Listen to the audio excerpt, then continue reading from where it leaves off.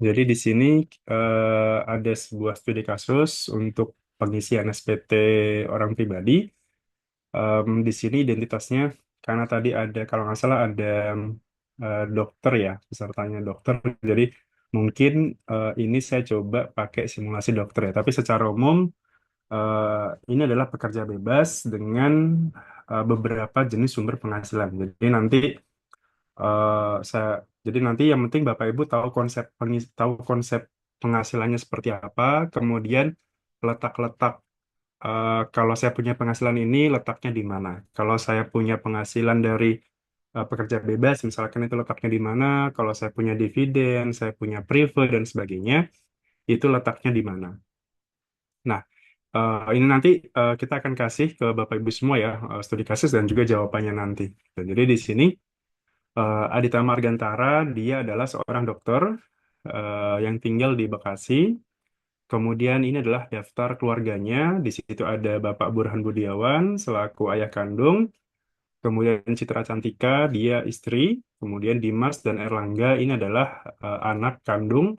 Sementara kalau yang Farhan, dia adalah adik kandung. Yang perlu dilihat adalah untuk Erlangga Elantara, dia baru lahir itu di 18 Juni 2025. Artinya, Erlangga ini dia belum masuk ke PTKP. Dia belum masuk ke PTKP dari Adita Margantara untuk tahun 2025 ya, karena dia baru lahirnya itu di pertengahan tahun 2025 gitu. Kemudian ini adalah data penghasilannya selama tahun 2025. Di situ ada jasa dokter ya, jasa dokter yang telah dipotong PPh pasal 21.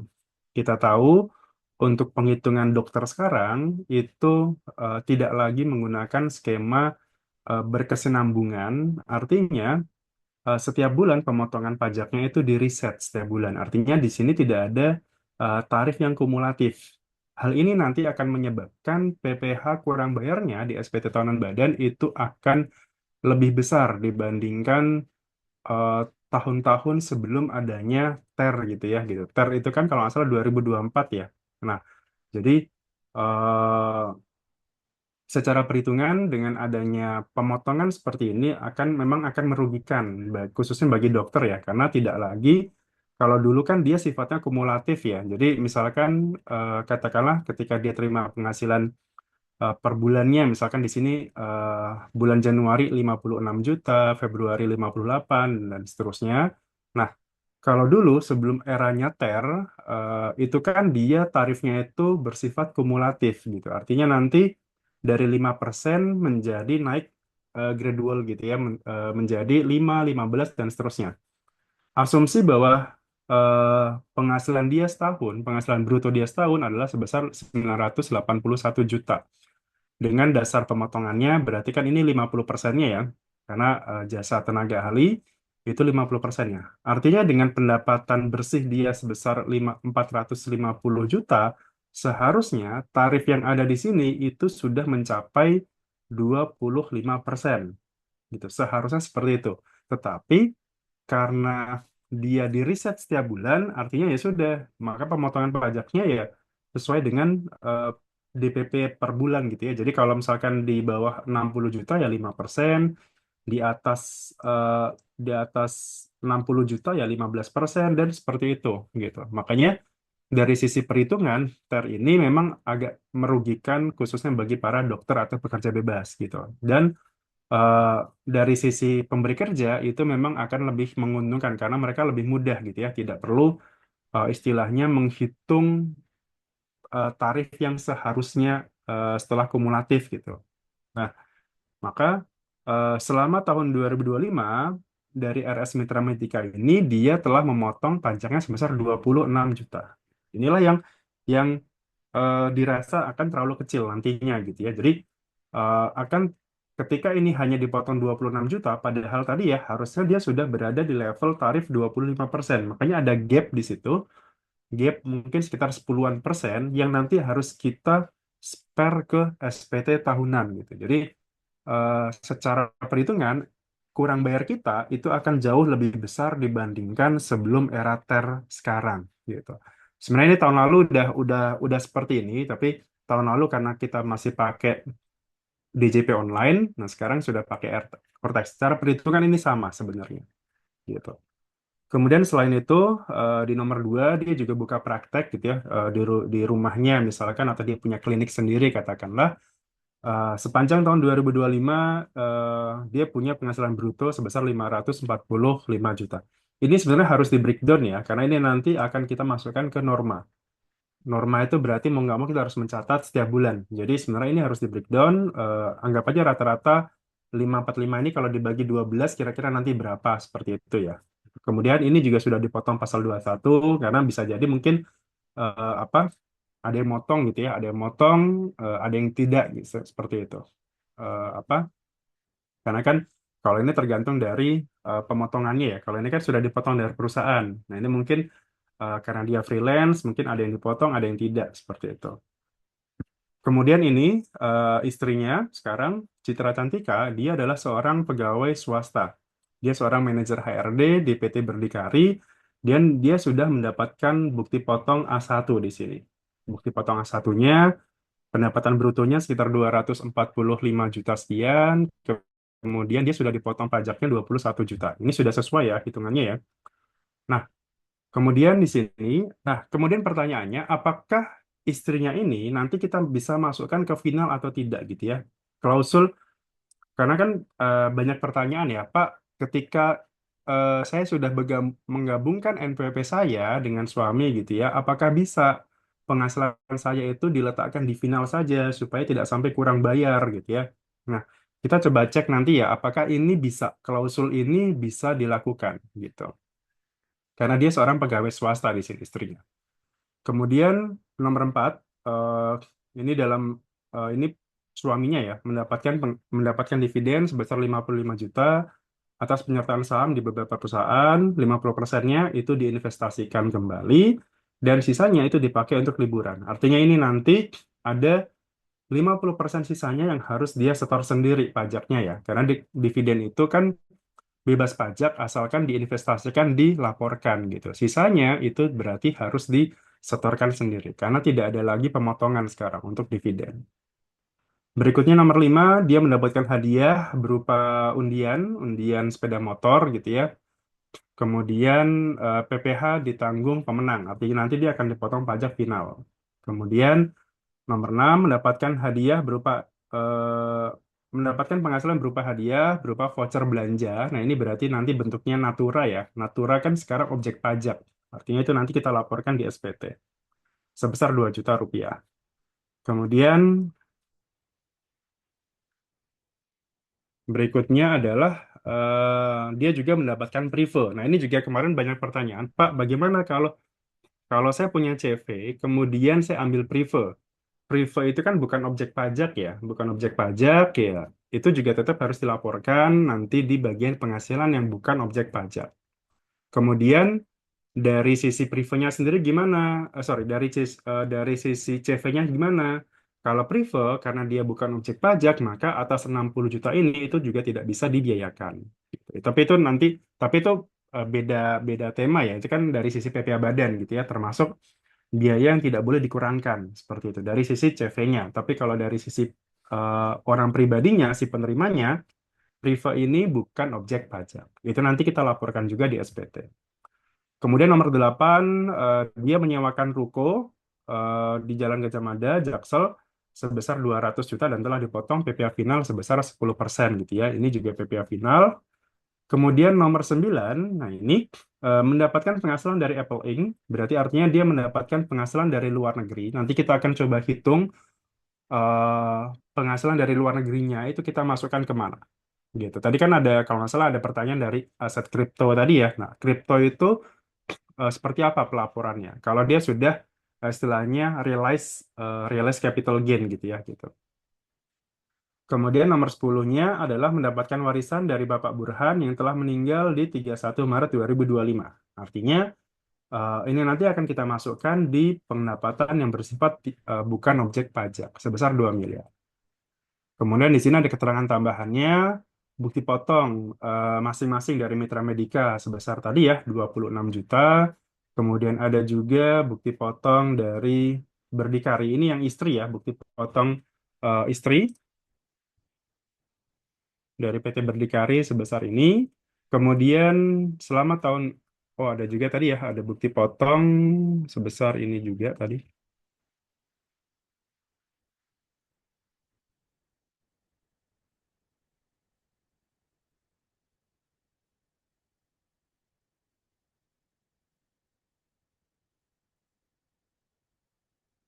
Oke, sebesar ini.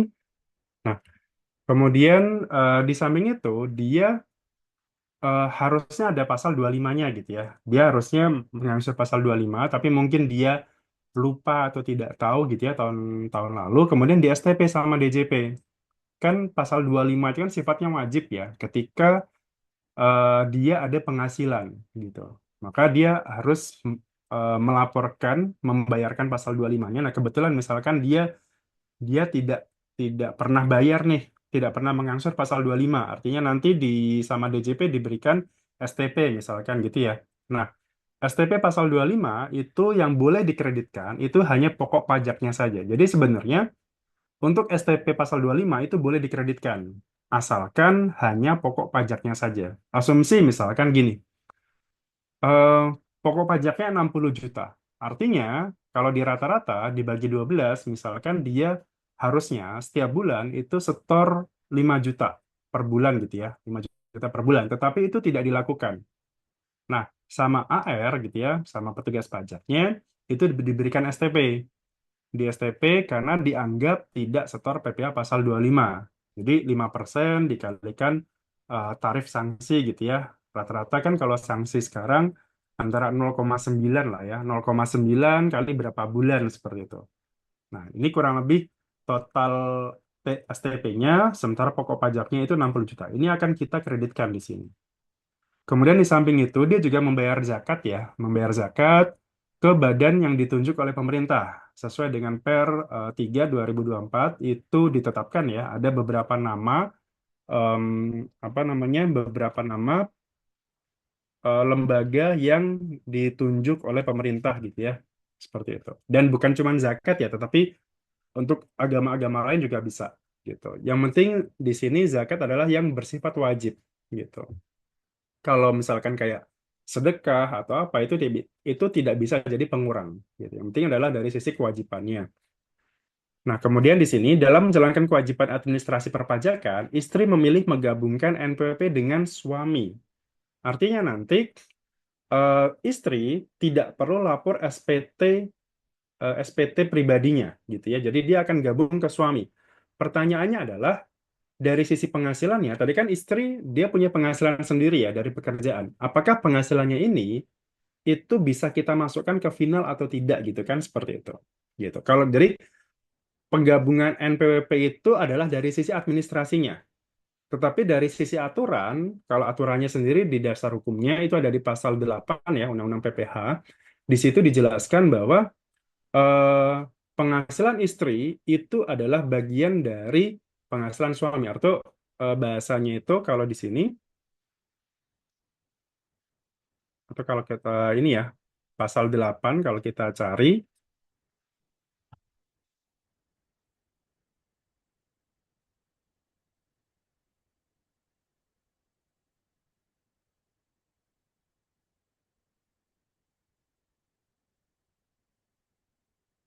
oke, ini adalah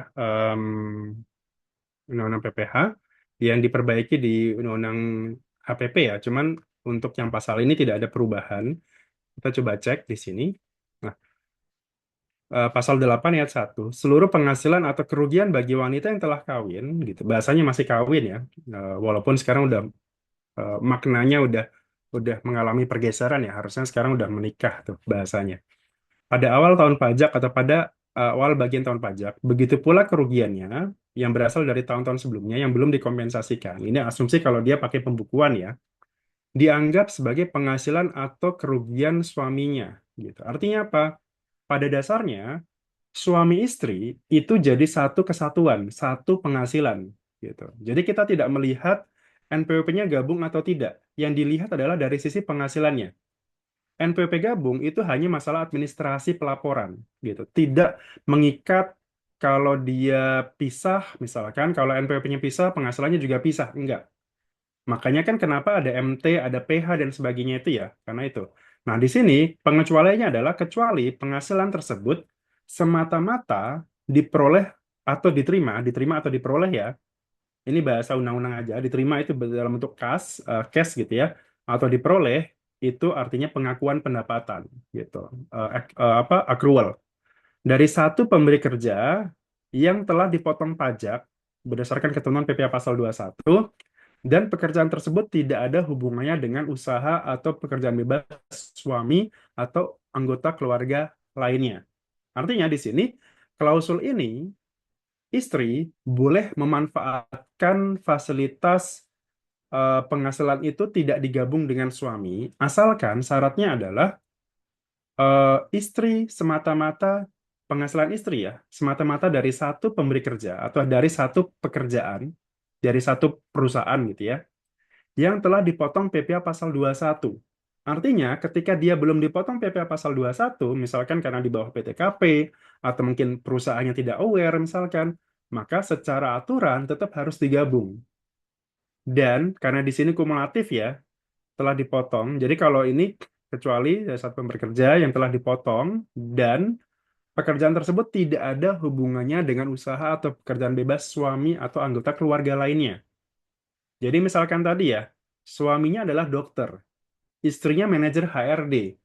Artinya kan itu nggak berhubungan, tidak berhubungan apapun ya. Nah, maka kesimpulannya tadi berarti Citra Cantika tadi itu boleh dimasukkan ke penghasilan finalnya suami. Artinya tidak perlu digabung. Seperti itu ya, gitu. Nah, di sini tambahannya penghasilan suami istri dikenakan pajak secara terpisah, gitu. Jadi klausul kata-kata penghasilan istri dikenakan pajak secara terpisah itu maksudnya adalah penghasilannya digabung terlebih dahulu, baru nanti di breakdown berapa sih PPh terutangnya. Nah, nanti masing-masing akan diproporsionalkan.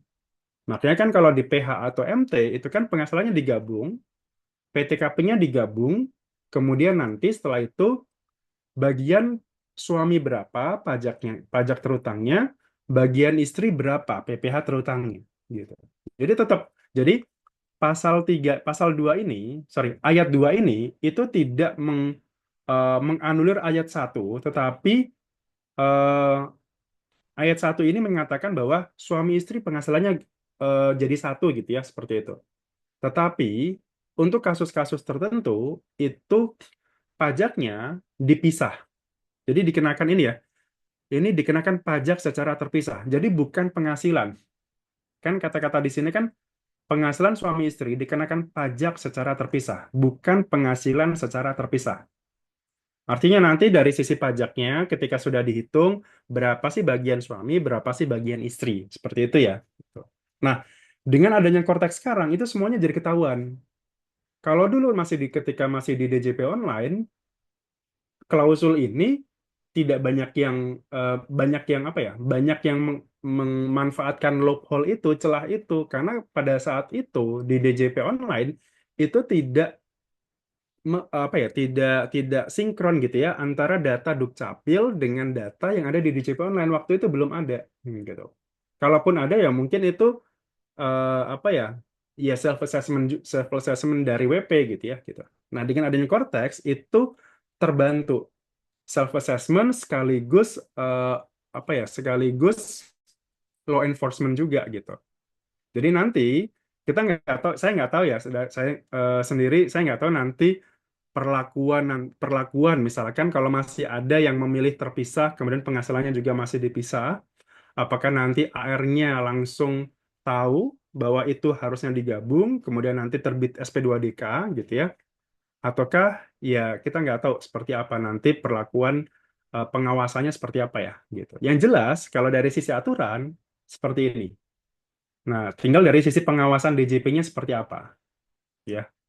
Telah hidup berpisah, kemudian menghendaki perjanjian pisah harta, atau ketika dia memilih terpisah, PHMT tadi, seperti itu. Oke, kurang lebih seperti ini ya masalah. Jadi kalau masih ditanya, Pak, dasar hukumnya apa? Kok penghasilan saya digabung dengan suami gitu ya? Ini dasar hukumnya adalah pasal 8 Undang-Undang PPH yang telah yang telah apa yang telah diperbaiki atau diperbarui dengan Undang-Undang HPP. Tapi khusus pasal ini itu tidak ada perubahan. Nah, sekarang kita balik lagi ke yang ini. Maka artinya di sini tadi penghasilan istri yang dari satu pemberi kerja tadi, yang ini ya, yang dari berdikari tadi, ini boleh dimasukkan ke final gitu. Seperti ini. Oke, kemudian setelah itu dia menjalankan tidak melakukan pembukuan ya, artinya dia menggunakan norma dan sudah dilaporkan normanya itu di 14 Februari 2025. Nah, untuk norma sendiri yang harus diperhatikan adalah setiap tahun ketika kita menggunakan norma itu kita harus laporkan permohonan normanya. Nah, lucunya adalah sampai sekarang karena tadi juga barusan saya coba buat gitu ya. Ketika saya mau mengajukan norma 2025 di tahun 2026 ini ternyata masih bisa. Mungkin DJP ngasih kelonggaran karena mungkin ya kita Cortex kemarin seperti apa gitu ya.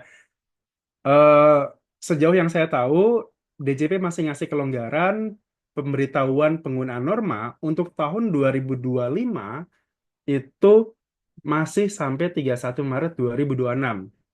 Kemarin harusnya 31 Desember, kemudian diperpanjang seperti itu ya. Cuman, kalau kita bicara aturan, norma ini harusnya sudah diajukan sebelum tanggal 31 Maret atau 3 bulan setelah tahun pajak tersebut. Bukan, bukan sorry, bukan setelah ya. Sejak dimulainya tahun pajak tersebut. Jadi norma ini diajukan setiap awal tahun pajak. Jadi kalau sekarang 2026, ya sudah, silakan ajukan penggunaan norma 2026. Maksimal kapan? 31 Maret 2026, bukan 2027. Nah, itu yang membuat ya walaupun di sini saya tidak mengatasnamakan DJP gitu ya. Saya mengatasnamakan diri saya pribadi, tapi ya agak lucu juga gitu ya. Eh, Bagi saya ya kok aturannya sendiri nggak dijalankan seperti itu. Harusnya kan ketika saya tidak mengajukan norma tahun lalu, ya sudah sekarang nggak bisa pakai norma.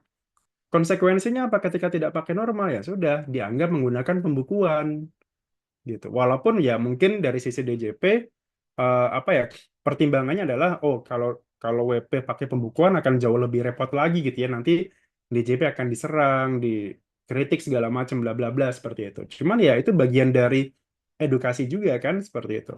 Orang nggak kita nggak akan tahu kalau kita salah sampai bahwa oh ternyata memang kita salah kan gitu ya gitu.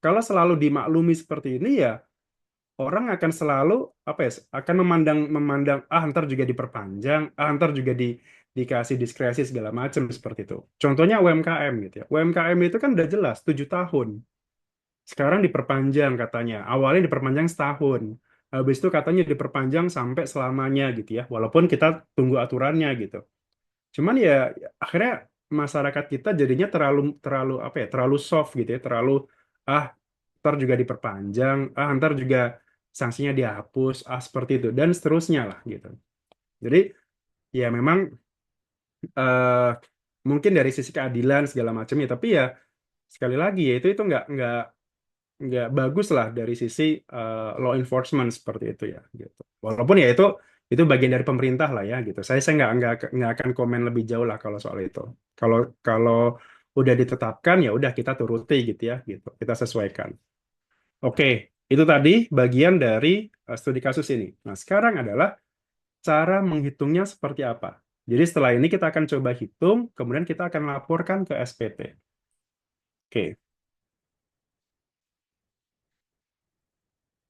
oke, di sini sudah ada Excel-nya. Nah, caranya adalah pertama, kita harus identifikasi. Jadi setiap saya ngajar, baik itu di Brevet atau di kelas-kelas manapun gitu ya, saya selalu menggunakan kertas kerja seperti ini.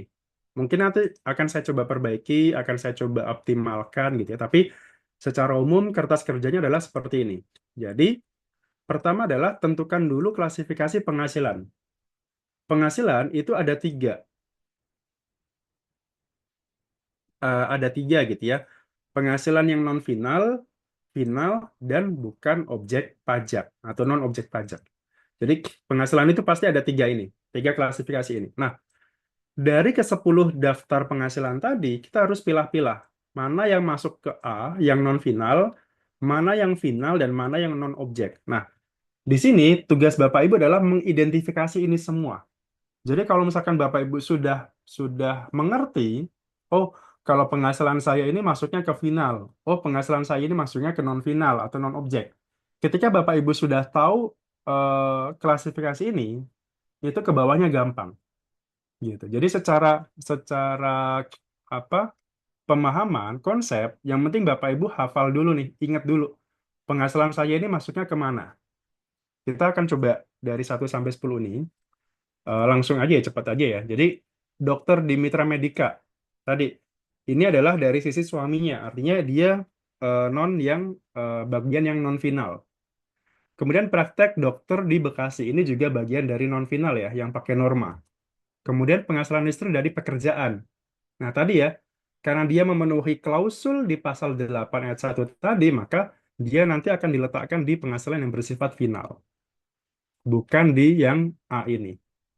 Kemudian dividen orang pribadi. Tadi ya, dividen orang pribadi itu 50%-nya dipakai untuk jalan-jalan, 50%-nya lagi itu diinvestasikan. Artinya nanti 50-50. 50% maksudnya ke final, 50%-nya lagi itu masuk ke non-objek pajak.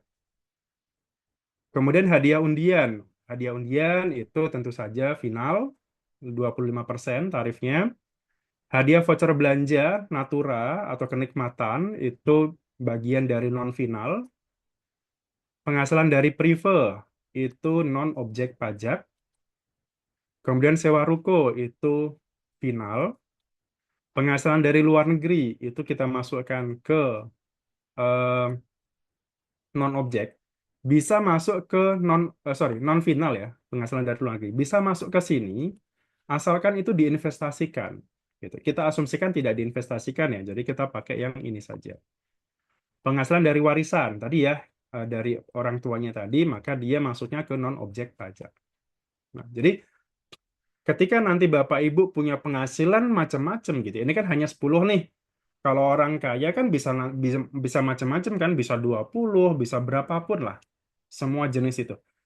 Nah, itu kalau Bapak Ibu sudah paham konsepnya, gampang eksekusinya.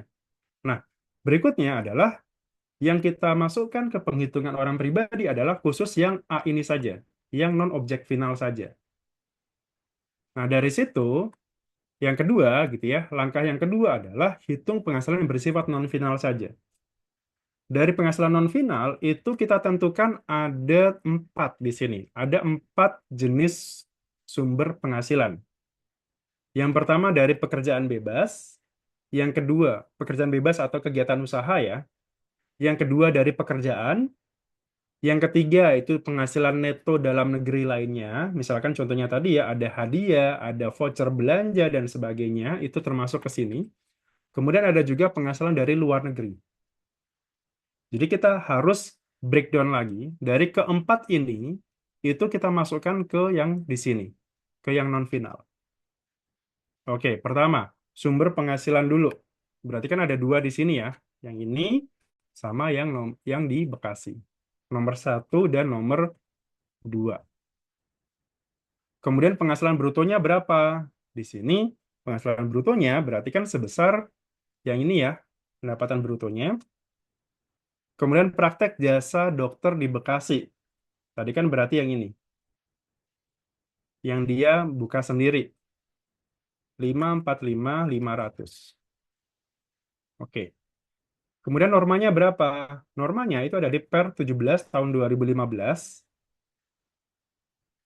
Ini ya, di lampiran 1 ya. Di lampiran 1, kalau kita cari dokter gitu ya, di sini.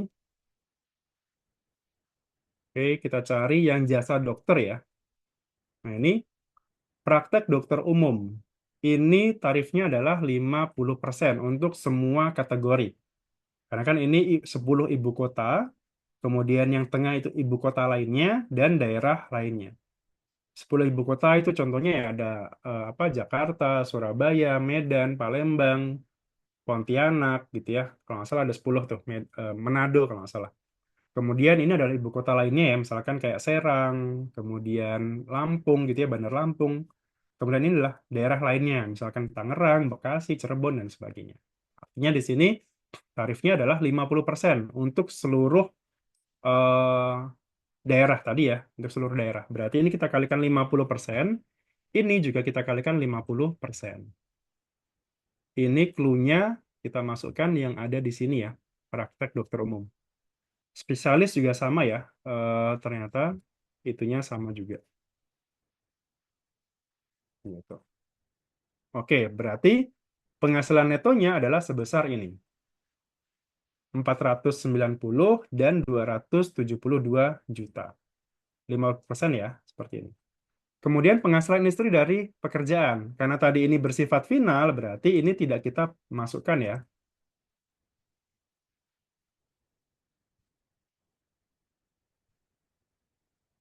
Oke, masuk ke final sini. Berarti ini tidak perlu kita masukkan. Gitu. Pak, bagaimana kalau misalkan ada dokter, selain dia bekerja di rumah sakit, dia juga pegawai tetap di situ. Nah, berarti masuknya ke sini nanti ya. Gitu. Jadi asumsi misalkan, Pak, saya seorang dokter nih, saya juga PNS di rumah sakit daerah gitu ya, misalkan di rumah sakit daerah. Nah, berarti kan dia dapat bukti potong ya. Dia dapat bukti potong A1, sorry, A2 misalkan, karena dia PNS. Maka masukkan ke sini, gitu. Masukkan ke sini, gitu. Misalkan ya, kalau ini saya tambahkan ya, misalkan seperti ini. Kalau ini saya tambahkan, tambahkan di sini lagi ya.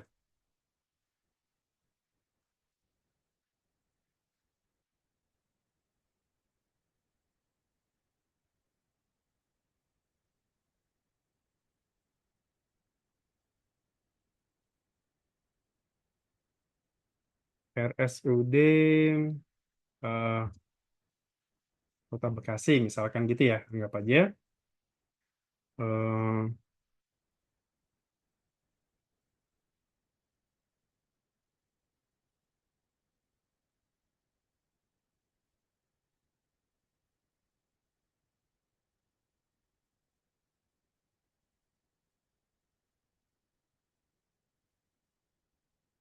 Berarti kan dia ada bukti potong A1, A2-nya ya. Nah, misalkan dia ada bukti potong A2-nya,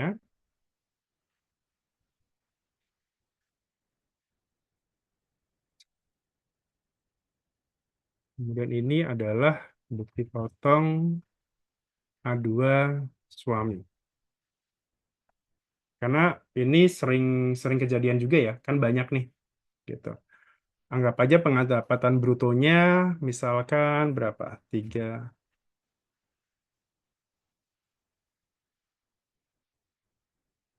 ini pengurangnya misalkan seperti ini. Oke, PTKP-nya tadi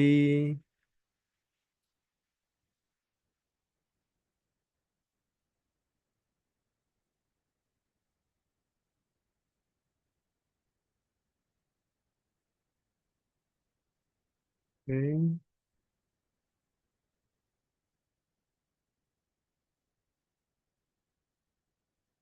Oke, nah seperti ini saya tambahkan.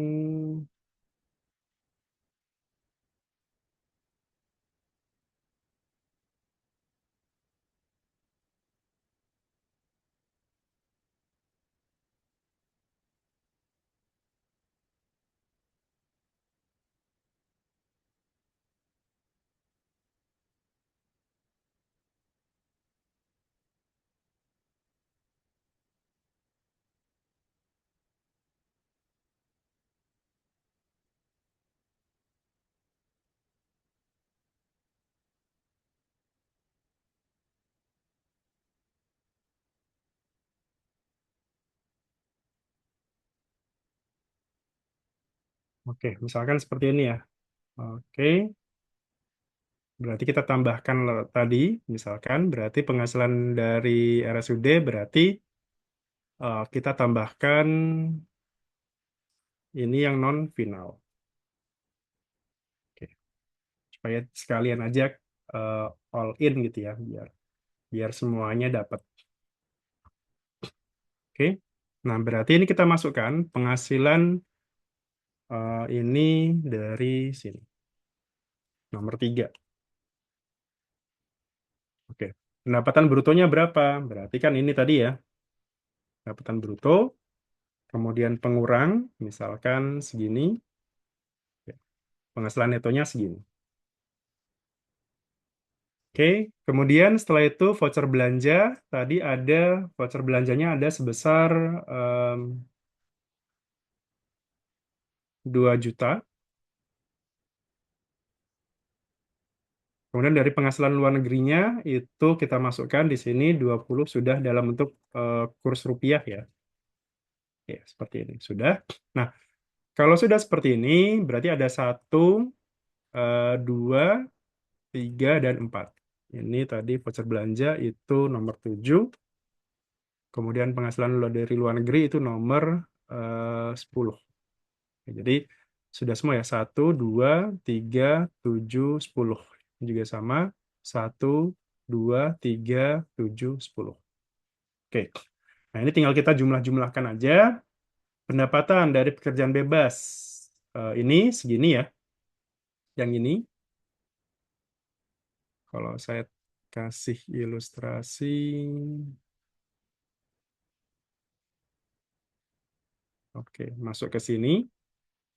Kemudian dari pekerjaan itu masuk ke sini ya. Dari pekerjaan. Oke. Kemudian yang 2 juta itu kita ambil dari sini.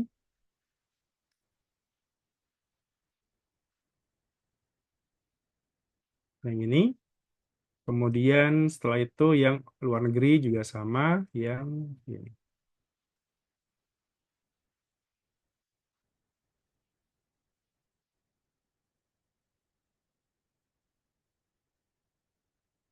Oke, oke, ini ya. Biar gampang. Saya kasih warna nanti biar...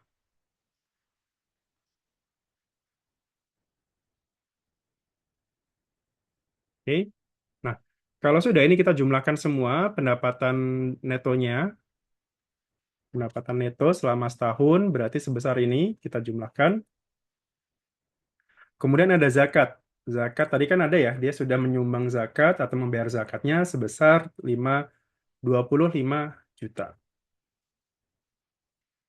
Oke, maka dia sebagai pengurang, penghasilan neto setelah zakat berarti berkurang.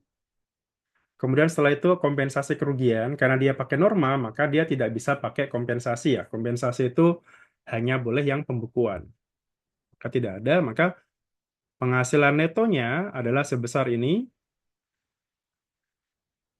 penghasilan netonya. Kemudian ini penghasilan tidak kena pajaknya, PTKP-nya. PTKP karena dia tadi ya, yang boleh ditanggung itu kan berarti hanya yang orang tua, ayah kandung ya. Karena kan ayah kandung itu baru meninggal di pertengahan Maret, artinya awal tahun itu masih ditanggung. Kemudian Dimas Dirgantara ya, karena Erlangga ini tidak bisa ya, karena dia baru pertengahan tahun. Sementara kalau adik itu kan nggak boleh ditanggung ya. Artinya dia PTKP-nya adalah K2 di sini. K2 berarti diri sendiri 54 juta, menikah itu 4,5 juta tambahannya, dan tanggungannya itu ada 2, berarti kita tulis di sini. Jumlah tanggungannya berarti adalah 9 juta. Total PTKP-nya berarti adalah sebesar ini ya, 67.500. Ini kita jumlahkan semua. Oke. Nah, kalau sudah, ini tadi jawaban yang pertama ya. Kemudian setelah itu penghasilan kena pajaknya. Penghasilan kena pajak kan berarti penghasilan neto setelah kompensasi kerugian tadi atau setelah zakat dikurangi dengan PTKP. Hasilnya adalah ini 1.040 juta sekian ini. Kemudian setelah itu kita hitung tarifnya ya, berarti kan dia di lapisan 30% di sini. 30% berarti eh, ini 60, 190, 250 dan sisanya itu kita kalikan tarif ya sesuai dengan lapisan pasal 17, 5, 15, 25 dan 30. Total pajaknya adalah sebesar ini. Kita coba cara rumusnya ya. Kalau pakai cara rumus harusnya sama.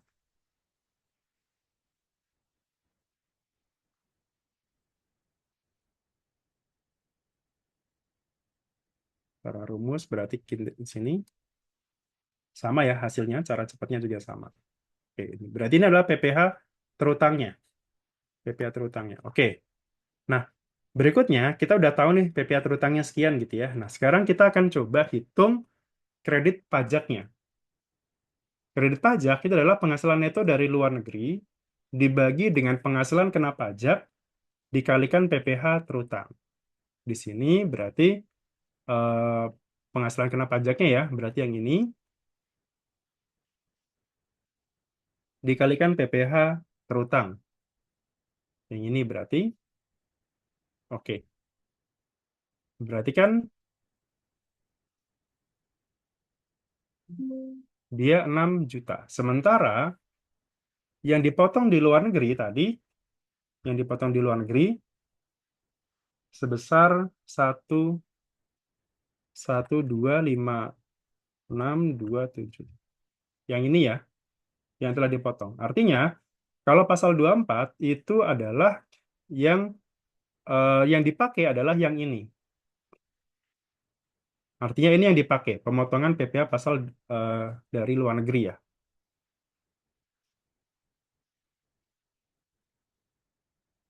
Berarti kredit pasal 24-nya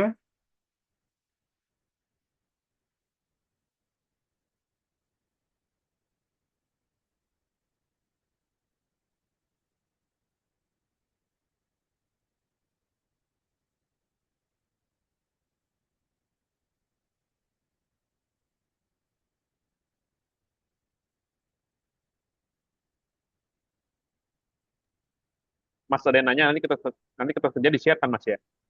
iya,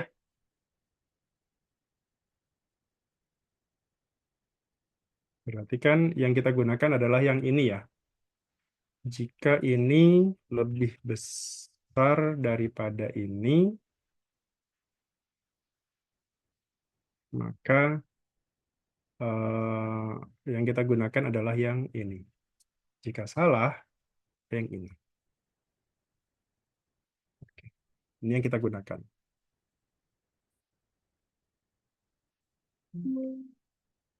Oke.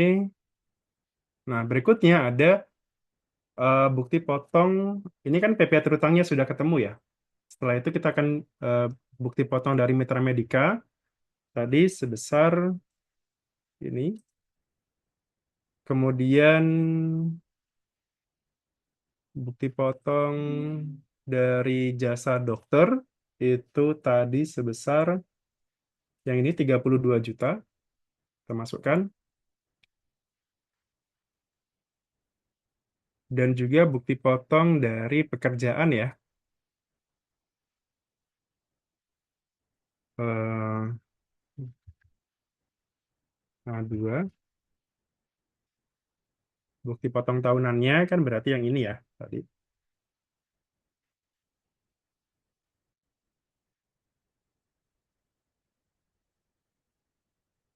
Oke. Oke, kemudian kita tambahkan di sini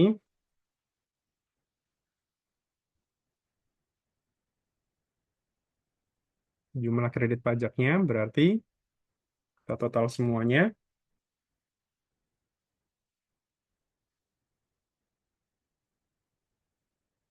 ini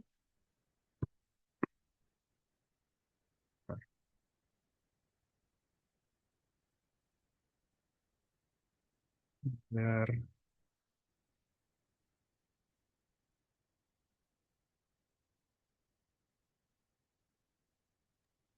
Mas ada yang bilang bahwa harusnya 32187 Mas, bukan 31187. Yang mana? Nominal di input bupot jasa dokternya. Oh, sebentar. Yang mana yang jasa dokter? Yang ini. Ya harusnya 32. Oh ya, sorry, sorry. 32.187.500. Ya, sip. Ini Sih, ada yang chat. terima kasih koreksinya. Oke, jumlah kredit pajaknya sudah ketemu ini. Kemudian ada PPh yang masih harus dibayar. Yang masih harus dibayar berarti kan PPh terutang yang ini, PPh terutang dikurangi dengan kredit pajaknya. Sorry. Berarti ini adalah PPh kurang yang masih harus dibayar sendiri. Kemudian angsuran pasal 25. Tadi kan angsuran pasal 25-nya tidak ada. Kemudian STP hanya pokok pajaknya saja. Berarti kan ini ada 60 juta ya. Oke, kita jumlahkan. Oke, ini PPh yang kurang atau lebih bayar berarti terakhir di sini. Berarti kan ini dikurangi 60 juta. Oke, berarti kurang bayarnya besar nih. Nah, kenapa kok besar? Karena tadi ya, karena pemotongan dari sini itu dia tidak kumulatif. Harusnya kan ini bisa sampai 25% ya kalau dia kumulatif. Cuman karena sekarang tidak, maka eh, tidak bisa ini jadinya kecil. Tuh. Nah, kalau sudah seperti ini, berarti kan ini jawab, kalau tadi ya dari sisi pertanyaan, ini nomor 2, kemudian berapakah PPh kurang bayar, berarti ini nomor 3 ya. Nomor 3 jawabannya. Nah, berikutnya adalah angsuran pasal 25 tahun berikutnya. Nah, ini sebenarnya kalau cara simpelnya adalah yang masih harus dibayar sendiri ini dibagi 12. Tetapi kan tadi ada beberapa penghasilan yang sifatnya tidak rutin. Contohnya voucher belanja, kemudian apa penghasilan dari luar negeri itu kan sifatnya tidak rutin ya. Artinya dia nanti ini. Jadi kalau harusnya kalau misalkan angsuran 25 itu bisa pakai dua cara, langsung ini dibagi 12 atau pakai cara yang lain. Berarti ini jasa dokter plus dari pekerjaan. Dari pekerjaan tadi yang ini, ini netonya sudah,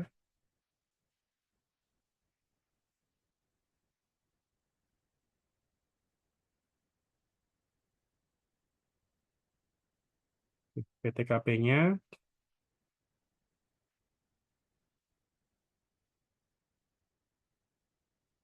kita samakan dengan yang tadi.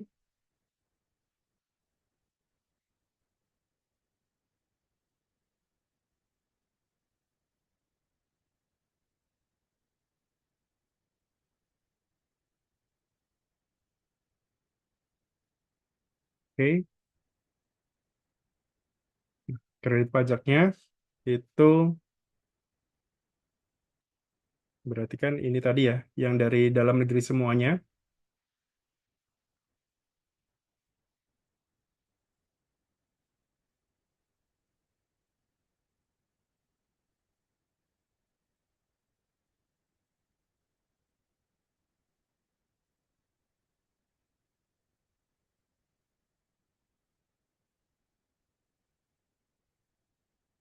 Berarti angsuran tahun berikutnya itu sebesar 13 juta sekian. Ini nanti akan kita masukkan ke Cortex ya, sesuai dengan yang penghitungan sendiri. Itu 13 juta sekian. Kalau misalkan kita pakai cara yang biasa, misalkan, berarti kan ada dua cara ya. Cara pertama,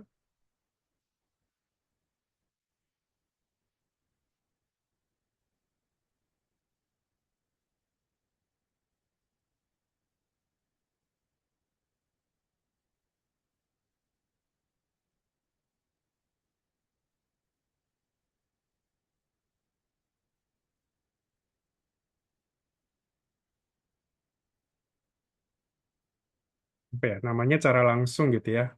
Itu yakni PPh yang masih harus dibayar sendiri ini, sebesar ini. Terus kita bagi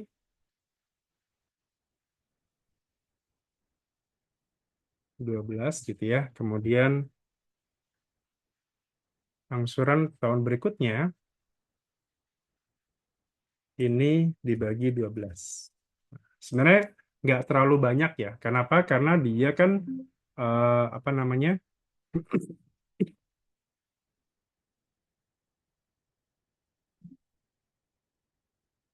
Oh, masih harus dibayar sendiri. Oh, karena kan dia ada penghasilan dari luar negeri tadi ya. Yang ini penghasilan dari luar negeri, sementara kan kalau yang ini itu dia tidak ada penghasilan dari luar negeri, gitu. Tapi kredit pajaknya jadi lebih besar di sini. Jadi ini cara pertama. Kemudian cara kedua adalah yang ini.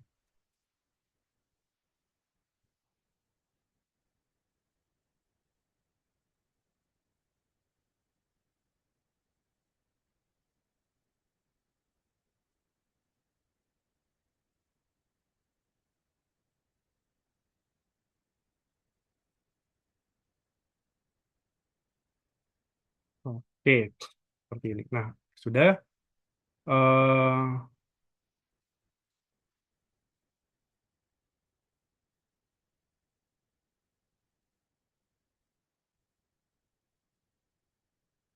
Inilah ya, misalkan seperti ini. Oke, ini berarti angsuran pasal 25. Kita coba pakai yang eh, 4 ya, berarti ya.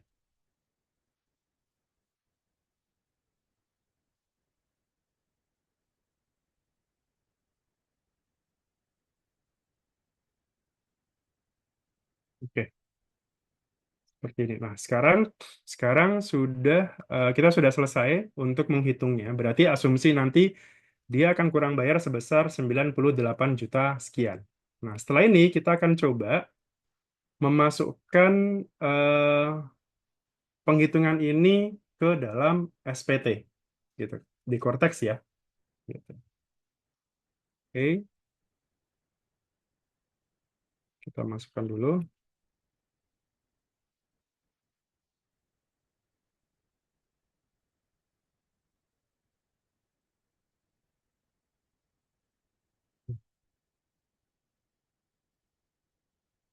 Oke, kita masukkan. Nah, sekarang kita masukkan SPT-nya ke SPT di sini ya, SPT.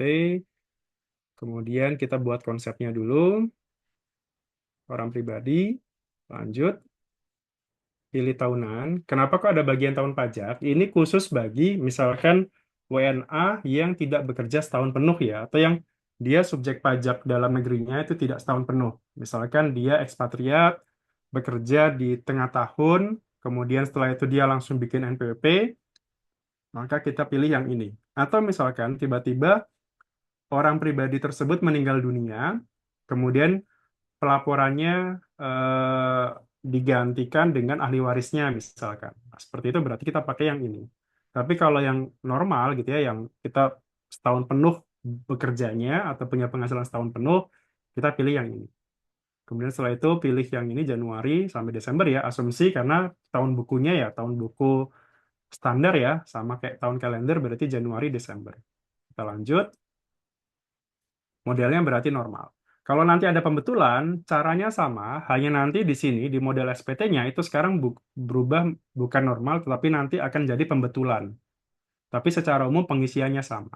Ini asumsi kalau sudah dilaporkan ya yang normalnya. Oke, kita buat konsepnya. Kalau sudah, di sini akan ada dua tombol, lihat dan hapus. Kita coba klik lihat ya untuk view-nya. Nah, di sini pertama adalah kita tentukan dulu metodenya. Tadi kan kita pakai pencatatan ya, kita pakai norma, berarti kita pakai yang ini. Kemudian sumber penghasilannya, tadi kan ada pilihan ya, ada kegiatan usaha, pekerjaan, dan pekerjaan bebas. Berhubung tadi ada dua kan ya, eh, ini pekerjaan bebas dan pekerjaan saja, berarti kita pilih dua di sini. Pekerjaan dan pekerjaan bebas. Gitu. Sebenarnya ini nggak pengaruh ya, misalnya tidak ada pengaruh, misalkan kita centang semuanya pun, tetap hitungannya ya seperti ini gitu. Cuman ini hanya, ya, yang penting dicentang salah satu, minimal dicentang salah satu. Posting SPT itu nanti adalah ini harus dilakukan karena ini untuk memprepopulatedkan data-data dari SPT tahun lalu Di situ ada daftar utang, daftar harta, daftar keluarga, termasuk juga bukti potong selama setahun yang kita terima. Jadi nanti bukti potongnya juga ini bisa kita terima ya. Eh, Masuknya ke sini, ke L1 nanti. Nah, kalau sudah di sini, kita akan coba jawab-jawab pertanyaannya.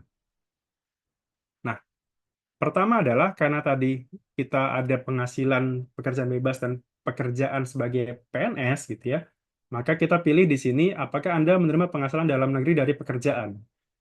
Nah, kemudian Anda juga menerima penghasilan dari pekerjaan bebas, kita pilih iya lagi. Kemudian ada tambahan pertanyaan, di sini kita pilih tidak. Jadi kalau Bapak Ibu UMKM, kita pilih sampai sini. Jadi kalau UMKM itu nanti pilih yang ini ya, yang UMKM. Tapi kalau bukan UMKM, berarti kita pilih yang tidak. Gitu. Kemudian, apakah Anda menggunakan norma dalam menghitung penghasilan neto? Nah, ini kita gunakan norma. Nah, ini barusan saya bikin normanya, barusan, tadi siang ya, dan ternyata bisa. Cara ngeceknya gimana? Di sini ada, apakah saya sudah bisa pakai norma atau tidak, ada di layanan wajib pajak, kemudian ada daftar fasilitas saya. Nah, ini, daftar fasilitas saya itu ada pemberitahuan penggunaan norma. Ini ya, nah ini. Tanggal dokumennya tanggal 21 Februari 2026. Pengajuannya barusan, tadi siang. Tapi bisa. Expired ini maksudnya adalah, ya sebenarnya kan mulainya dari Januari sampai Desember ya. Gitu. Tapi tanggal dibuatnya 21 Januari, Februari. Jadi ini kayak, kayak ya, tapi ya nggak apa-apa lah ya. Maksudnya demi demi eh, meringankan beban Bapak Ibu lah gitu. Mungkin dari situ sih gitu apa latar belakangnya jadi biar nggak kalau yang lupa-lupa lewat gitu ya aduh karena kalau nggak itu nggak bisa di sini jadi ketika saya belum mengajukan norma ketika saya pakai ini itu nanti akan ada black gitu ya ada tulisan merah seperti itu Anda tidak berhak menggunakan norma. Gitu. Jadi ajukan dulu menggunakan norma dan itu langsung ya tadi siang saya gunakan norma kemudian setelah ini saya lapor ini ya seperti ini dan ini bisa langsung real time jadinya. Kemudian, apakah Anda menerima penghasilan dalam negeri lainnya? Pilih ya, karena tadi kan kita punya apa namanya voucher tadi ya, Natura tadi kita pilih ya. Kemudian, apakah Anda menerima penghasilan dari luar negeri? Kita pilih ya juga, seperti ini.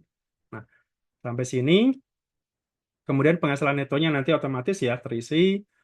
Eh, apakah Anda menerima pengurang ya? Apakah terdapat pengurang penghasilan neto berupa zakat? Kita pilih ya di sini ya. Di luar yang telah dipotong dari bukti potong tahunan, penghasilan neto otomatis terisi, penghasilan tidak kena pajak. Tadi PTKP-nya adalah K2, oke.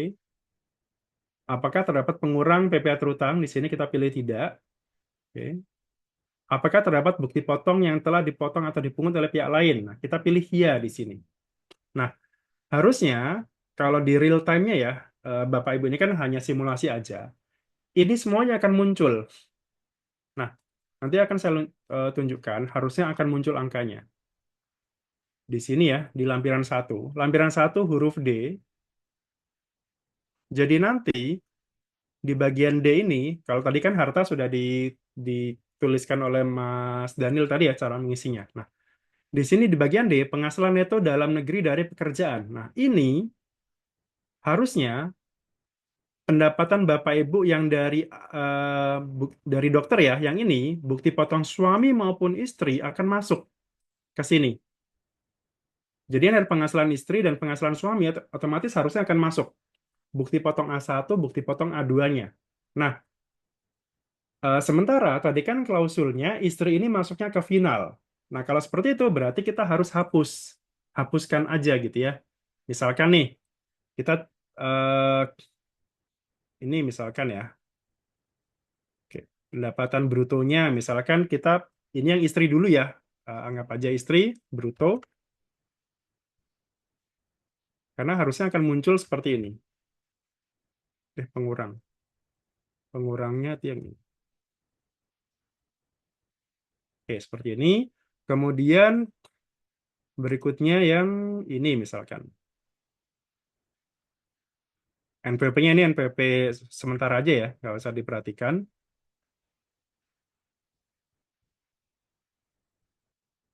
Nah, dia akan seperti ini kurang lebih gitu ya. Ditambah dengan, karena kan tadi ada dokter ya, ada dokter yang ini. Nah, ini juga bisa jadi masuk ke sini. Nah, cuman kalau untuk dokter sendiri itu kemarin sebentar, saya ada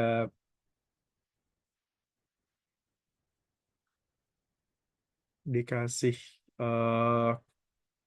informasi.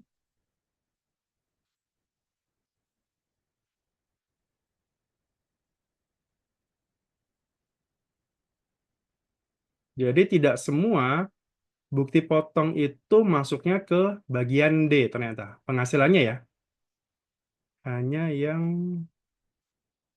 mana ya? Nah ini.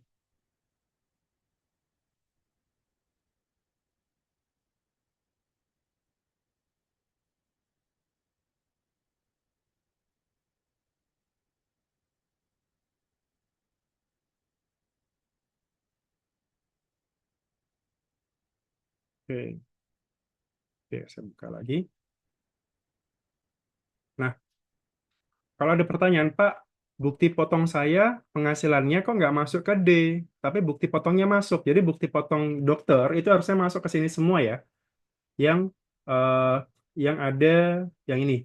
Harusnya ada 12 bukti potong nih di sini gitu ya. Ada 12 bukti potong plus yang ini A1, A2 suami harusnya masuk semua tuh ke situ.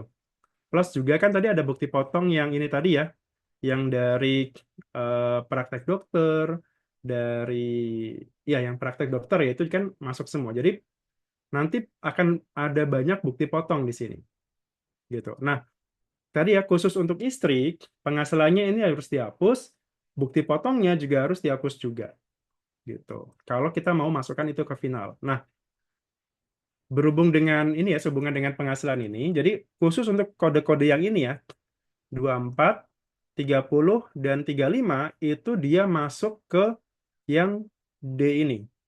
Kita coba cek ya. Saya juga nggak hafal soalnya. Kode 24 itu apa ya? Oke, misalkan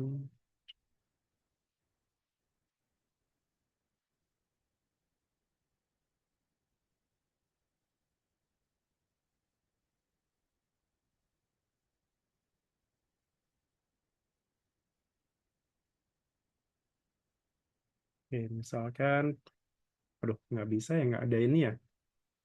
Eh, oh ini aja. Sebentar.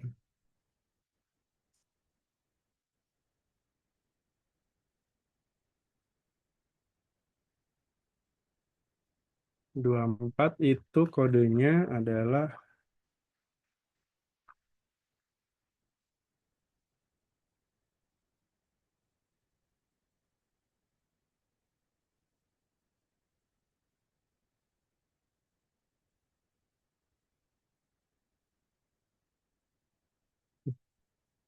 jadi yang akan masuk ke penghasilan yang ada di Cortex itu dia hanya berupa kalau tadi ya ada berapa tadi ya? 24, 30 dan 35. Kita cek 24 yang dibayarkan oh ini berarti oh yang dibayarkan bulanan ya. Kemudian 30 upah harian, oke. Kemudian sama yang berapa? 35. 35 itu yang loh kok nggak ada 35. 24, 30 dan 35. 35 kok nggak ada?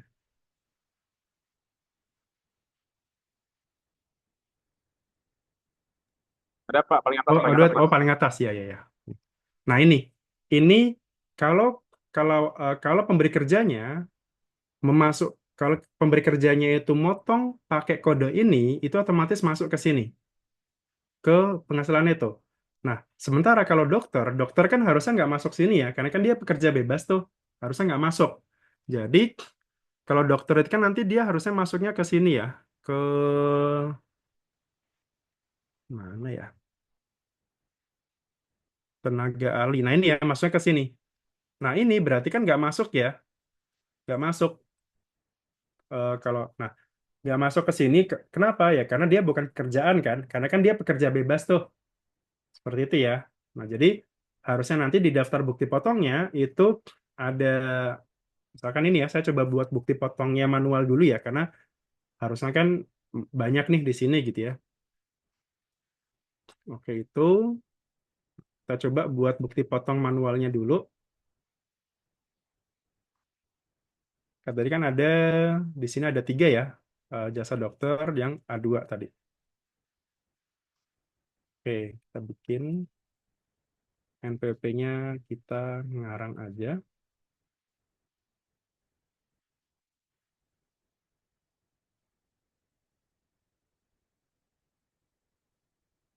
Oke, nomor bukti potongnya misalkan 1, 2, 3 gitu ya. Terus ini pasal 21. Brutonya misalkan yang ini dulu aja ya. Brutonya yang ini, PPh-nya ini. Ini harusnya tadi kan ada banyak ya. Harusnya di sini ada 12 nih. Cuman kan ini karena saya harusnya kan satu persatu ya muncul gitu ya. Januari, Februari, dan sebagainya. Ada 12 bukti potong nanti harusnya. Cuman ini saya rangkum aja jadi satu ya. Biar gampang. Kemudian bukti potong yang suami. Ini juga seperti ini ya. Misalkan, oke, katakanlah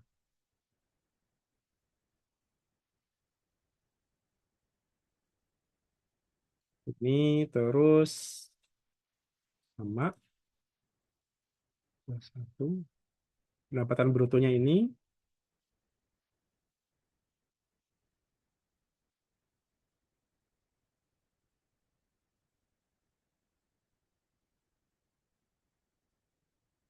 Oke, ini juga sama ya. Ini juga harusnya otomatis ya, otomatis muncul yang suami. Istri juga harusnya muncul di sini. Cuman itu nanti kita akan hapus ya. Misalkan ini ya, saya coba bikin untuk yang istri.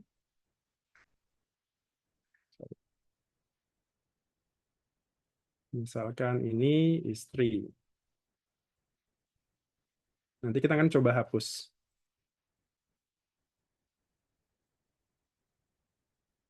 Kita akan nanti akan kita coba simulasikan ya. Bedanya kalau itu dimasukkan ke final dengan tidak dimasukkan ke final itu bedanya berapa besar gitu ya, kurang bayarnya. Karena itu lumayan besar juga selisihnya.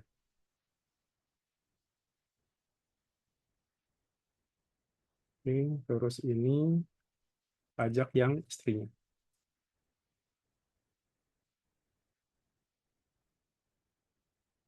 Oke, seperti ini. Terus tambahan bukti potong lainnya. Tadi kan ada bukti potong dari Mitra Medika udah. Terus jasa dokter ya, misalkan ini aja. Kita pakai NPWP ini aja.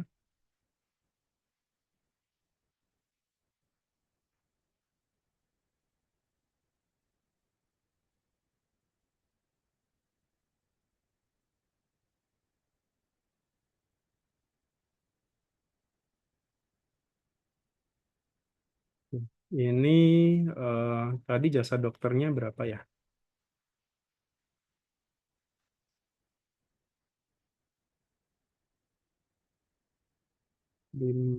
Anggap aja ini ya.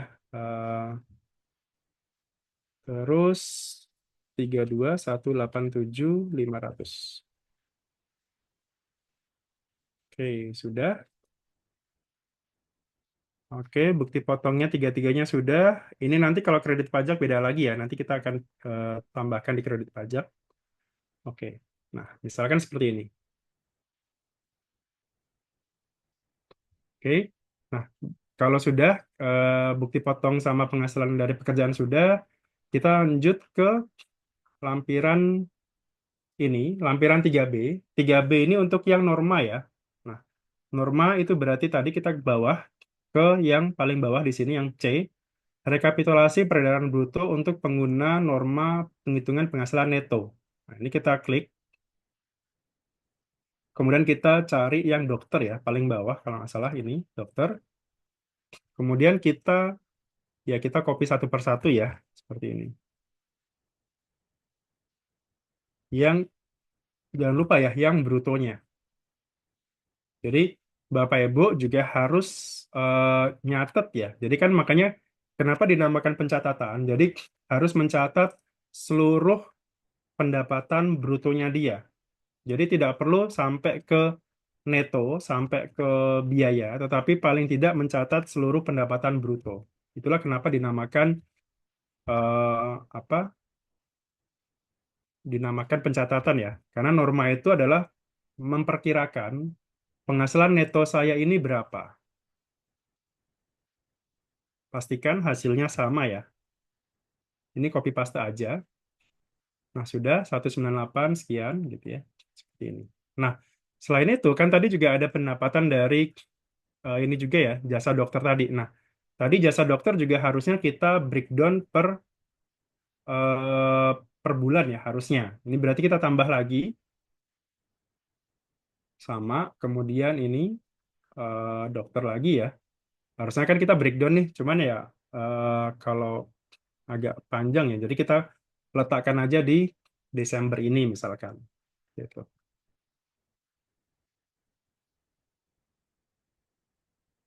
Oke. Oh ini, nah ini harus diisi ya. Makanya kalau nol ya.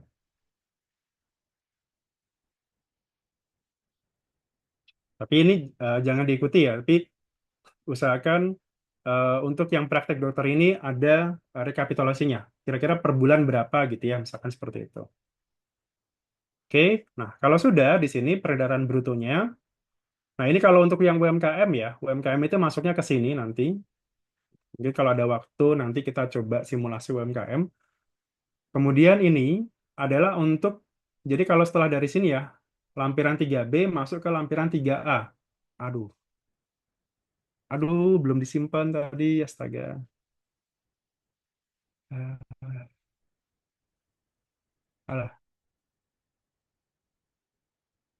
semoga tidak hilang. Astagfirullahaladzim. Hilang semua, ya Allah. Astaga, Apa astaga. Mas? Gak apa-apa. Gak enaknya. Tadi saya lupa ya pakai itu ya. Cuman ya udah lah ya, kita coba ulangi lagi. Berarti harus sering-sering simpat konsep ya Mas ya? Iya, itu sih resikonya. Nah, padahal harusnya lebih dari itu tadi. Tiap 10 menit harusnya dia auto save ya, cuman kok nggak ini. Oke deh. Oh, udah masuk ternyata Mantap. data-datanya ini tadi ya. Data-data ini tadi terakhir kapan nih? Udah masuk. Oh, udah masuk semua ya. Syukurlah. Oke, terus yang ini juga sudah masuk semoga. Oh, dari sini tadi belum. Oke, kita ulangi lagi.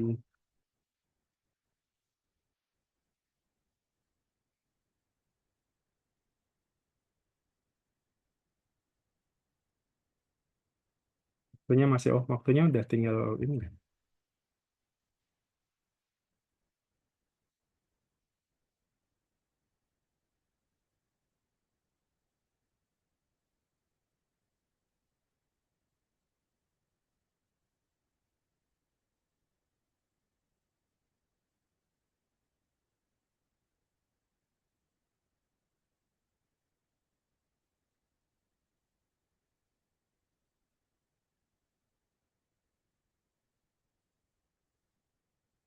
Oke, kita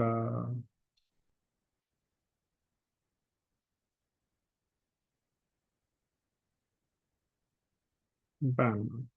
Ah, apa lagi nih.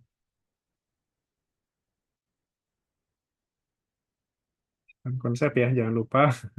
Terus tadi kita tambahkan lagi yang berikutnya tadi ya, yang praktek sendiri tadi. Kita pakai yang Desember aja. Cuman ini harusnya diisi ya, sekali lagi, supaya tidak menimbulkan kecurigaan dari petugas. Kok masa Desember aja gitu ya, gitu. Walaupun ya sebenarnya itu bisa dijelaskan sih, karena kan yang dihitung kan yang penting setahun ya. Simpan lagi. Oke, terus masuk ke lampiran ini tadi.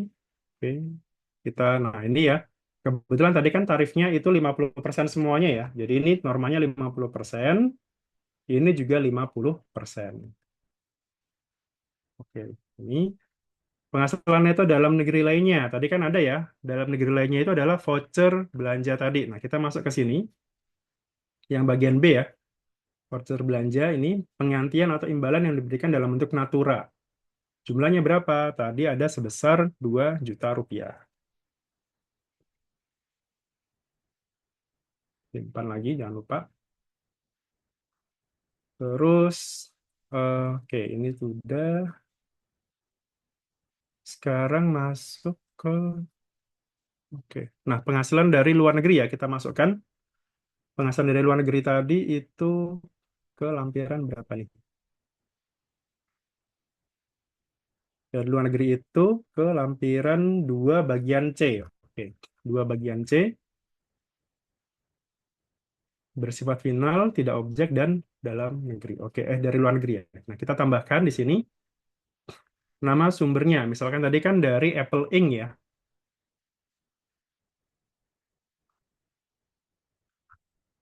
Dari Apple.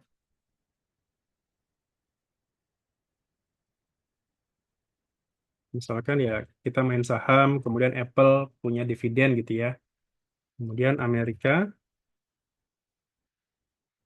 terus tanggal transaksinya. Nah, ini juga penting ya. Ternyata tanggal transaksinya itu nanti dia otomatis akan kursnya akan menyesuaikan ternyata. Tadi barusan saya coba, kursnya ini kursnya nanti itu bukan kita isi manual tapi otomatis. Jenis penghasilannya misalkan kita pakai yang dividen, kemudian penghasilannya berapa? Ini sudah dalam bentuk rupiah ya. 25.165.500. Pajak yang dipotong di luar negeri misalkan berapa gitu ya. Ini dalam bentuk mata uang asing. Misalkan tadi saya coba kan ini dividennya 1.500 ya. Misalkan kalau US itu saya lupa di P3B-nya berapa ya kalau dividen ya. Kalau Singapura itu sekitar 10% kalau nggak salah. Antara 10 sampai 15 biasanya gitu. Nah, cuman ya kita anggap aja 5% ya. 75 dolar gitu. 5%-nya dari 1.500. Kemudian ini mata uangnya kita pakai dolar, dolar Amerika. Nah, ini sudah otomatis ya tergenerate PPh yang dipotong di luar negeri gitu. Jadi 75 dolar dikalikan kurs pada saat itu, pada saat 31 Desember ya, sebesar ini. Sebesar 16.777. Kita coba cek ya.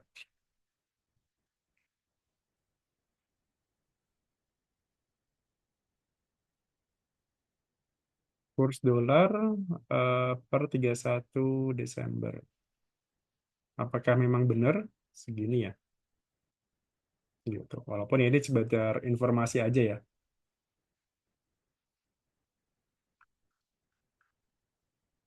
Dolar ya, 16.700. Nah, ini ya. Dia otomatis nih, 16.777 gitu. Jadi menyesuaikan dengan kapan dia dipotongnya. Gitu. Kemudian kredit pajak yang diperhitungkan. Tadi kan menurut penghitungan kita itu kan pasal 24-nya ini ya kan dia lebih besar nih, jadi nggak bisa dipakai. Jadi yang tetap dipakai adalah yang dari luar negeri tadi. Jadi sama. Kalau misalkan lebih kecil, berarti ini yang dipakai. Jadi kredit pajak pasal 24 itu yang dipakai adalah mana yang lebih kecil antara penghitungan kita dengan yang dipotong di luar negeri. Nah, kita coba simpan di sini. Oke, sudah. Kemudian ini juga sama ya, penghasilan dari yang bersifat final. Nah, kita tambahkan nanti sama yang tidak termasuk objek pajak. Ini belum bisa ada tombolnya karena tadi kita belum pilih. Oke, sudah. Nah, sepertinya seluruh penghasilan sudah ya. Oh, dari pekerjaan tadi sudah. Oke, nah di sini penghasilan dari pekerjaan itu 580. Ini kenapa? Karena ini gabungan dengan istri. Penghasilan istri tadi ya, gabungan. Yang dari sini tadi, penghasilan istri dan suami. Gitu. Kemudian ditambah dengan yang pekerjaan bebas tadi ya, yang dari dokter tadi. Nah, hal ini membuat dia jumlahnya besar. Ini ditambah dari pekerjaan, ditambah dari luar negeri, ditambah dari yang voucher belanja tadi. Kemudian ini, oh sama zakat ya. Zakat itu kita tambahkan di bagian 5. Di bagian 5 ya, lampiran 5. Di bagian B, kita kurangkan zakat seperti ini, 25 juta. Jadi ini juga bisa jadi tax planning juga ya bagi Bapak Ibu, biar pajaknya nggak terlalu besar, ya silakan bayar zakat gitu ya. Walaupun ya sebenarnya uangnya ya keluar juga gitu ya, tapi kan ya tergantung lah mau bayar zakat atau mau bayar PPh gitu kan. Nah, kalau seperti ini berarti kemudian PTKP-nya artinya PTKP gabungan. Ini asumsi masih pakai gabungan ya. Jadi istri tadi masih belum masuk ke final. Nah, kita akan nanti coba lihat gitu ya perbedaan kalau istri masuk ke final dengan istri masuk ke penggabungan penghasilan. Nanti harusnya selisihnya lumayan. PTKP-nya berarti kan KI ya, berarti ya sekarang KI 2 gitu. Oke, sebesar ini. Oke, PPh terutang sudah terhitung, pengurang tidak ada. Oke, terdapat kredit pajak. Oke, ini kita pilih ya. STP, ini tadi ya STP. Karena sekarang, kalau dulu di DJP online, di e-form, angsuran pasal 25 ini bisa diisi secara manual. Ini yang sering jadi loophole dulu. Diisi suka-sukanya wajib pajak gitu. Nah, sekarang dibatasi, jadi hanya yang sudah terbayarkan, yang otomatis masuk ke sini. Makanya tadi STP-nya ini bisa kita masukkan. Berarti kan tadi ada 60 juta ya. Ini. Tidak ada pengurangan lain. Oke. Nah, jadinya kurang bayarnya sebesar ini.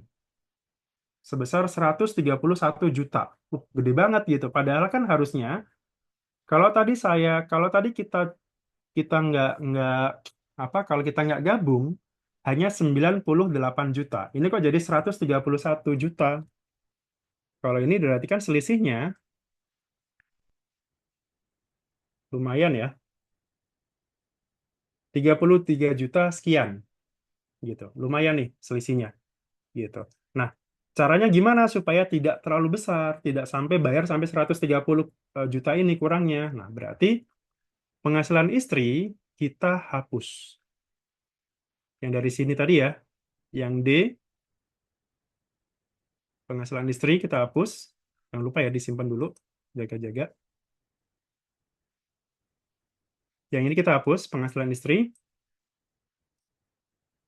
Kemudian ini juga sama ya, bukti potongnya juga kita hapus. Gitu. Bukti potong istri tadi yang ini tadi ya, 21 juta.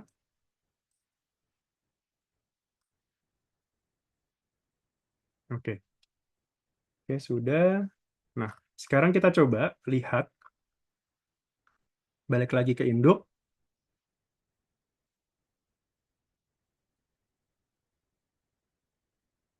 Sekarang hanya 82 juta. Oke, agak ada selisih ya. Oh, ini PTKP-nya, tapi PTKP-nya juga harus diubah menjadi K2 sekarang, bukan bukan lagi KI. Karena kan ya fair ya. Kalau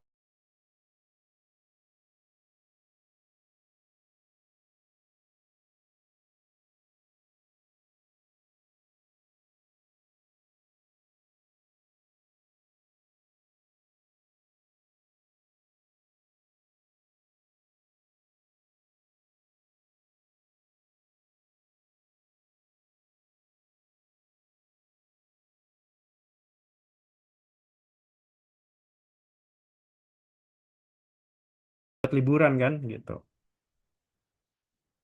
Jadi inilah apa istilahnya ya termasuk tax planning juga ya gitu. Nah, kemudian istri masuknya kemana? Istri berarti masuknya ke ini transaksi lain yang ini ya. bagian C di sini, apakah Anda menerima penghasilan yang dikenakan bersifat final? Nah, kita masukkan di sini. Ini juga kalau misalkan ada utang ya, kita coba ini aja sama yang bukan termasuk objek pajak. Tadi kan ada ya dividen, warisan segala macamnya kita iya saja. Nah, kita masukkan ke lampiran 2 sekarang. 2A dan 2B. Kita masuk ke sini, penghasilan bersifat final. NPP-nya tadi ya, misalkan berapa tuh? NPP dari, em, wah udah terlanjur dihapus ya. Oke, inilah ya, misalkan. Nah, makanya tadi ya, bukti potong ini harus dicatat dan eh, dicatat dulu lah ya. Walaupun sebenarnya nanti bukti potongnya itu, PDF-nya itu masuk ke portalnya istri. Jadi istri kan tetap bisa Cortex ya. Itu ada di dokumen saya nanti. A2-nya istri itu, sorry, A1 ya berarti ya. A1 istri itu ada di dokumen saya. Tetapi angkanya itu masuk ke suami. Misalkan ini ya. Kemudian cari aja keywordnya adalah istri. Penghasilan istri dari satu pemberi kerja. Kemudian banyak pertanyaan, Pak, dasar pengenaan pajaknya ini dihitung yang mana? Bruto atau neto? Kalau saya, pendapat saya ya, ini belum bisa dipastikan. Kalau pendapat saya, masukkan yang pendapatan bruto. Kenapa? Karena kalau final itu semuanya DPP-nya adalah DPP bruto, bukan neto. Jadi kalau di final itu kan semuanya dasarnya adalah bruto ya. Jadi kalau saya sih, menurut saya sih bruto. Walaupun ya sebenarnya juga nggak ada pengaruh ya, karena kan ya final sudah selesai. Jadi cukup dilaporkan. Nah, seperti ini. Ini, kemudian di samping itu kan dia tadi ada em, hadiah undian. Oke, kita masukkan ya. Hadiah undian, pakai NPWP-nya siapa ya? Misalkan ini tadi ya.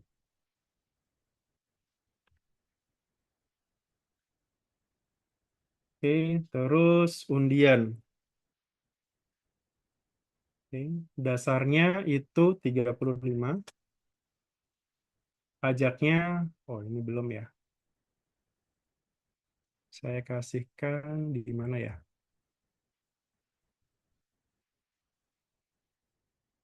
Final, oh ternyata banyak ya.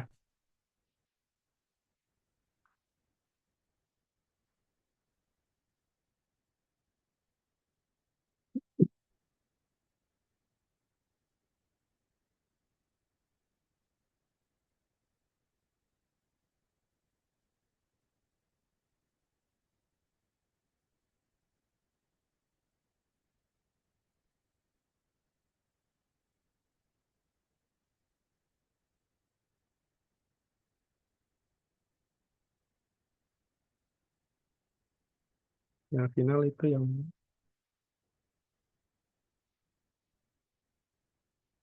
dividen, terus hadiah undian,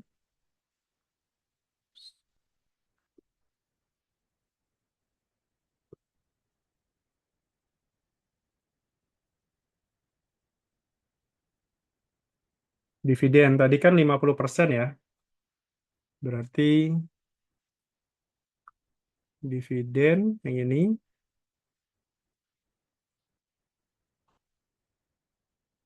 dividen 5546. Ini setengahnya kan ya. Oke.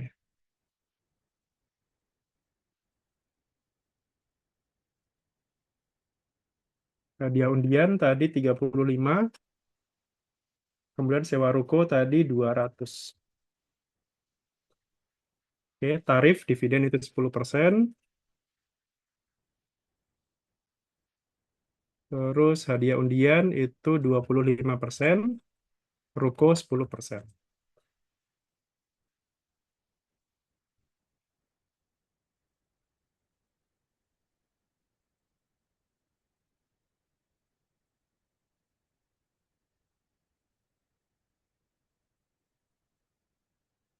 Nanti akan saya rapikan dulu ya sebelum saya bagikan ke Bapak Ibu. Jadi nanti ini akan saya bagikan.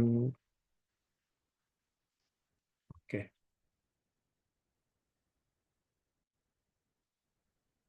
Oke, kita balik lagi ke sini. 35 berarti pajaknya adalah sebesar 87.500. Jangan lupa disimpan ya, takutnya nanti kayak tadi lagi. Final, sama, disamain aja. Terus dividen. Kalau dividen itu start sendiri ya, tapi ya sebenarnya nggak apa-apa lah. Kalau ini berarti kan NPP-nya NPP kita sendiri ya sebenarnya ya.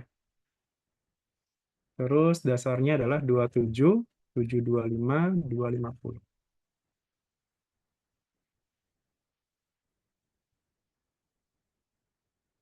Oke, satu lagi.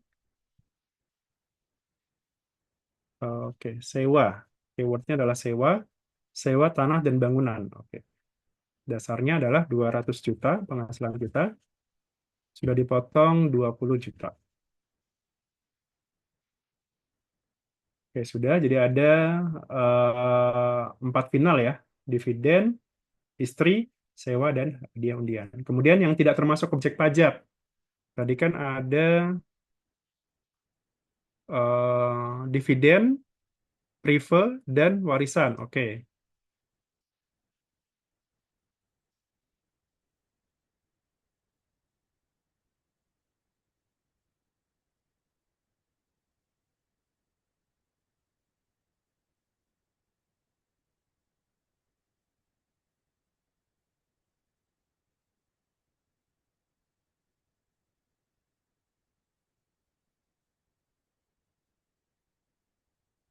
kan untuk yang non-objek berarti dividen, terus prive, dan warisan. Oke. Dividen itu 50%, prive itu tadi em, privenya 60 juta, kemudian warisannya 2 miliar ya.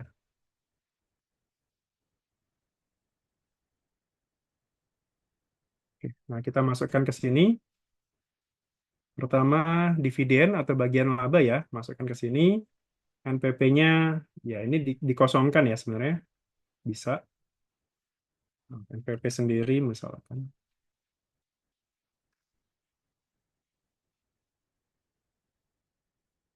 Oke, brutonya 27.728. Oke. Terus Prive itu masuknya ke sini. Bagian laba, anggota pasar komanditer, tidak atas saham, dan sebagainya ya. Yang ini. Sumber penghasilannya, oke, ini nominalnya lah 60 juta. Prive. Kemudian warisan. Warisan kita coba. NPP-nya, ya ini juga harusnya NPP diri sendiri ya. Cuman ya, ya. Kemudian warisannya 2 miliar. Oke, oke, seperti ini ya. Untuk yang bukan objek pajak. Oke, sepertinya sudah semua. Ini tadi eh, zakat.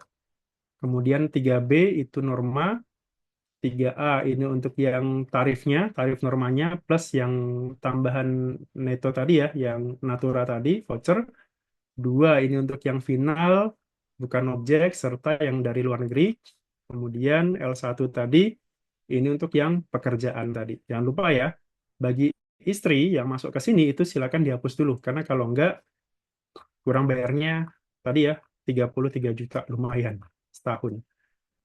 Oke, nah kalau sudah, berarti ini eh, tadi kurang bayarnya sudah 98 juta, sama ya dengan yang kita jawab tadi, 98 juta sekian. Nah, berarti sisanya, nah ini terakhir angsuran tahun berikutnya. Nah, apakah Anda hanya menerima penghasilan teratur dan berkewajiban membayar PPh pasal 25 tahun berikutnya? Kalau kita pilih ya, maka dia tadi harusnya nanti ya 13 juta 190. Harusnya sama dengan ini tadi. 13 juta 190 965 sama. Ini kalau pakai yang dianggap semuanya pendapatan teratur. Tapi kalau tidak, misalkan tadi ya ada pendapatan yang sifatnya tidak teratur, berarti kita pilih tidak di sini. Kemudian, apakah Anda menyusun penghitungan tersendiri? Iya. Kemudian, apakah Anda membayar OPPT? Tidak. Nah, kita masuk ke lampiran 4 bagian A. Kita masukkan ke sini, 4 bagian A. Nah, kita masuk ke sini ya, hitungannya. Samakan dengan yang di atas ini. Pendapatan neto yang ini, yang sifatnya rutin, 1105,6, kompensasi tidak ada, zakat. Zakat tidak ada ya. Misalkan. Oh, sorry, kalau ada zakat ya, misalkan saya kurangkan di sini dengan zakat deh, sebelum ke PTKP. Tadi ya 25 juta. Zakatnya 25. Oke. Kemudian penghasilan tidak kena pajaknya, tadi K2. Pengurangnya tidak ada, kredit pajaknya.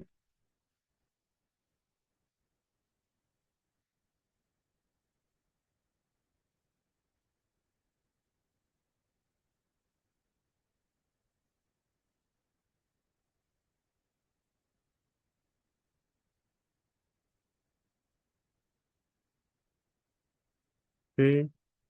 Oke, sudah sama ya. Pajaknya 247, 930, 300. Kredit pajaknya kita masukkan ke sini.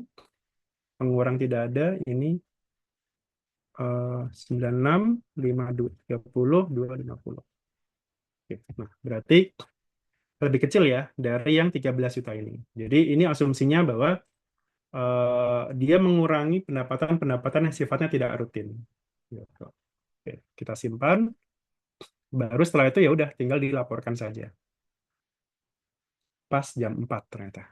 Nah, ini jangan lupa sebelum kita laporkan upload bukti zakatnya ya. Kita upload aja PDF ya, PDF plus upload juga kredit luar negeri. Kalau misalkan ternyata jumlah kredit pajak luar negeri lebih dari nol. Jadi kan pasti ada bukti potongnya segala macam ya dari pihak US sana. Nah, itu di-upload saja gitu. Misalkan ini saya coba upload bentuknya PDF aja ya. Misalkan ini PDF, ini juga sama bentuknya PDF.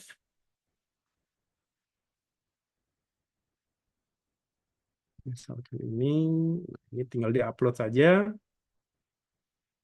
Ini juga sama, tinggal diupload. Oke, baru setelah itu tinggal kita centang dan simpan konsep dan bayar dan lapor. Gitu. Misalkan kita ini ya. Oke. Nah, ada yang masih belum diisi nih. Nah, ini ya. Ini tidak. Ada lagi nggak ya? Oke, udah semua. Klik lagi. L1O, L1O, harta harus diisi ya. Harta minimal ada satu yang harus diisi. Misalkan ya kita kas aja ya, uang tunai. Hmm, Diri sendiri bisa ya. Lokasi hartanya.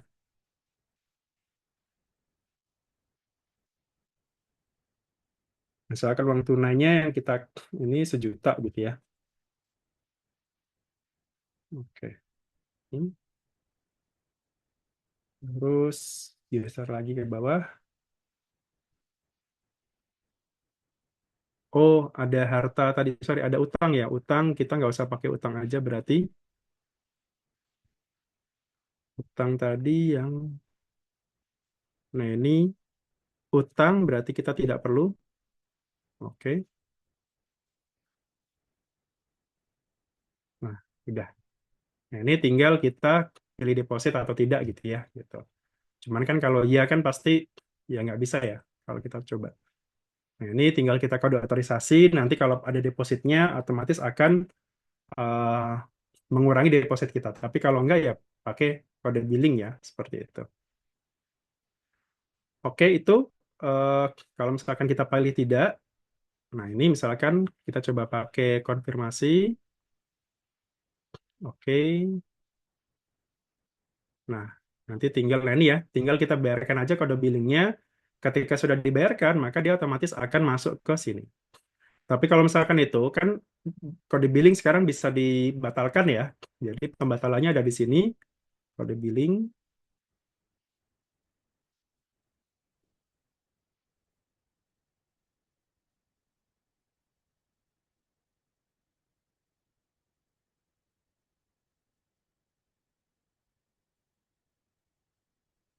daftar kode billing belum dibayar. Nah ini ya, ini kita coba batalkan. Oke, nah ini kode billing telah di-cancel, otomatis nanti SPT-nya juga dari yang awalnya menunggu pembayaran, ini nanti akan masuk ke konsep SPT lagi, gitu, dan bisa dihapus. Oke, kurang lebih seperti itu terkait materi studi kasus untuk yang orang pribadi ya. Semoga em, secara lumayan komprehensif, semoga.